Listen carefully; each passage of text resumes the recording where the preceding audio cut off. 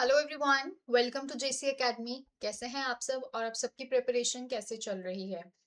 आज की क्लास में हम बैलेंस स्कोर कार्ड क्या होता है और उसकी क्या इंपॉर्टेंस होती है along with an example discuss करेंगे। देखिए, इमेजिन कीजिए दो फ्रेंड्स हैं, प्रिया और गौरिका। एक प्रिया की कंपनी है, एक गौरिका की कंपनी है। So they both started in 2006, same industry, same resources.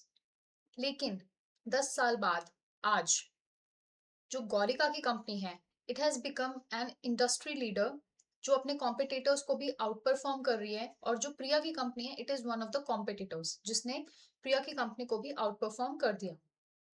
But अब आपके दिमाग में क्वेश्चन आएगा, हाउ इज इट पॉसिबल? दोनों ने सेम टाइम पे स्टार्ट किया, सेम इंडस्ट्री थी और सेम ही रिसोर्सेज थे, similar resources were there, but how Gaurika company was able to outperform Priya's company? The answer is by using an approach which is balanced scorecard. So it helps her to maintain a clear vision and balanced approach to achieve the strategic goals. So this is the basic function of a balanced scorecard. तो 1990s में Robert कैपलन और David Norton ने introduce किया था balance score card को। और ये आपका पीवाईक्यू भी है कि who were the propounders of balance scorecard? So Robert Kaplan and David Norton. They noticed that businesses tend to focus heavily on financial outcomes. उन्होंने नोटिस किया था कि जो बिजनेस है वो सिर्फ और सिर्फ फाइनेंशियल आउटकम्स पे ही रिलाई करता है, often at the expense of other की एरियाज। एक सिर्फ फाइनेंशियल आउटकम ही तो नहीं है जो पूरी इंडस्ट्री या पूरी हमारी जो ऑर्गेनाइजेशन है उसके आउटकम को डिटरमिन करता है। देयर आर वेरियस अदर की factors and various other functional departments जिनकी वजह से जो हमारे रिसोर्सेज हैं या जो हमारे आउटकम्स है वो उस पर डिपेंड करते हैं।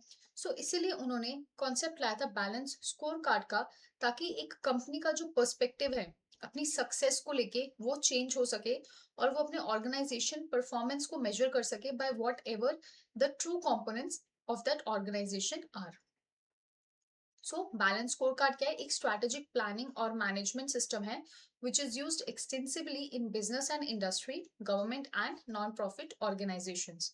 So it aligns business activities to the vision and strategy of the organization. It improves internal and external communication, monitor organizational performance against a strategic goal. अब जो इम्पोर्टेंट चीज है वो ये है कि हमारे चार पर्सपेक्टिव कौन से हैं बैलेंस्ड स्कोर कार्ड के। So these are the four perspectives, that is financial, internal business, learning and growth and customer.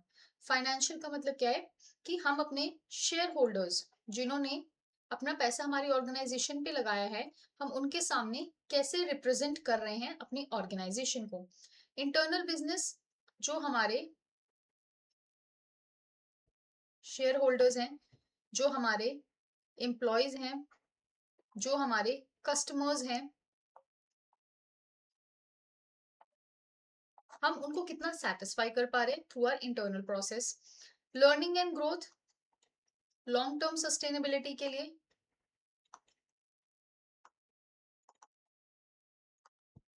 जो हमारे एम्प्लॉयज हैं और जो हमारी ऑर्गेनाइजेशन है उसे लर्न भी करना पड़ेगा और उसे ग्रो भी करना पड़ेगा as per the changing needs. And then we have customers कि हम अपने कस्टमर्स के सामने कैसे अपीयर कर रहे हैं, हम अपनी ऑर्गेनाइजेशन की रेप्यूटेशन कैसे प्रेजेंट कर रहे हैं अपने कस्टमर्स के सामने।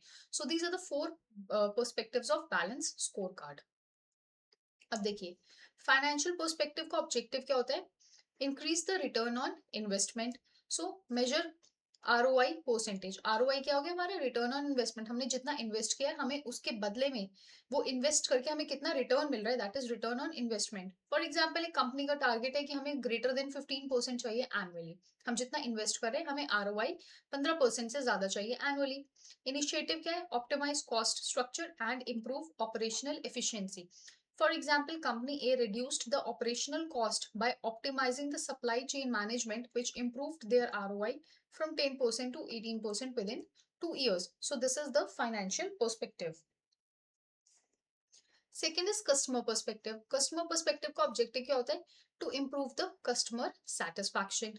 तो हम क्या करेंगे? हमारा टारगेट है कि हमें 85%, जैसे हमारे अगर ऑर्गेनाइजेशन में 100 कस्टमर आ रहे हैं तो हमें चाहिए कि उसमें से 85 जो कस्टमर्स हैं वो सेटिस्फाई होने चाहिए।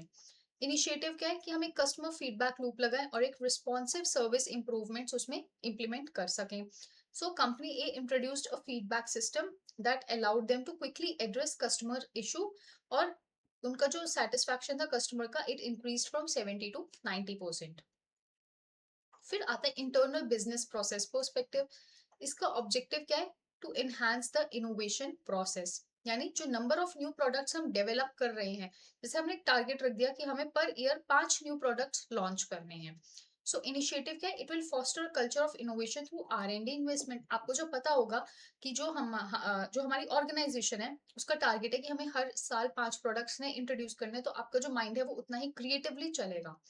So by investing in a dedicated R&D team, company A ने डेवलप किया और लॉन्च किए 6 new products last year, leading to a market advantage. Although उनका टारगेट क्या था? 5 का, लेकिन उन्होंने 6 कर दिए. So this is internal business process perspective.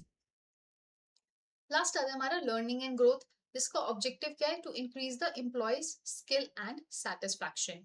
So employees training hours and satisfaction rate हम मेजर करेंगे, जैसे 40 आवर्स ऑफ ट्रेनिंग पर एम्प्लॉय पर ईयर और 90% सेटिस्फैक्शन. सो हम क्या करेंगे? ट्रेनिंग प्रोग्राम्स डेवलप करेंगे which will cater to the needs of the employees, और हम उनका कैरियर डेवलपमेंट पाथ, मतलब जैसे हम उनकी काउंसलिंग करते हैं, मेंटोरिंग करते हैं, उनको हम कैरियर डेवलपमेंट सेशंस प्रोवाइड करते हैं. सो हम ये सब चीजें इनिशिएटिव ले रहे हैं ताकि हमारे एम्प्लॉयज ग्रो कर सके. For example, Company A implemented an advanced training program that increased employee productivity and satisfaction, which reduced the turnover by 15%. So turnover मतलब जितने employees कंपनी छोड़ के जा रहे थे, so वो 15% कम हो गए.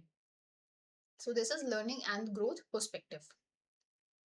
अब देखिए, अगर कोई टेक कंपनी है, ठीक है, तो उसका बैलेंस स्कोर कार्ड आपको कैसे दिखेगा? अगर हम बात करेंगे फाइनेंशियल पर्सपेक्टिव की, सो ऑब्जेक्टिव क्या है? कि हमें न्यू प्रोडक्ट से रेवेन्यू जनरेट करना है. गोल्स क्या है? कि हमें 30% रेवेन्यू नए प्रोडक्ट से ही लाना है और 70% जो हमारा रेवेन्यू होगा वो एग्जिस्टिंग प्रोडक्ट से ही होगा.